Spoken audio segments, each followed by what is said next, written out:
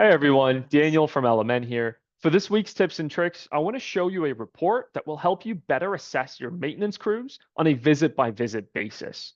So a lot of the time, contractors that we work with will go to the scoreboard page in order to see their total actual hours versus total estimated hours.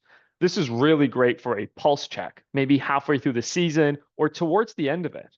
But if we go to the payroll section of our reports and then look at report number 12, we're able to pick a specific foreman or a group of foremen and then pick the date range that we're interested in. So this is best done on an ongoing basis. Then we download an Excel sheet.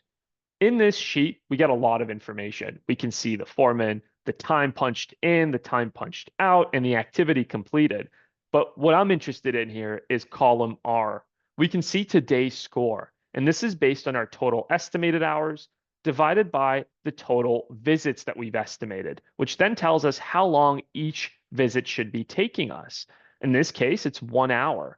Now, the system will see how long the foreman or the crew spent there, calculates the total singular man hours that they were on site for, and it enters that number into column Q.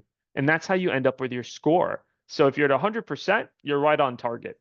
105, you're 5% over. And anything under 100%, you're under budget.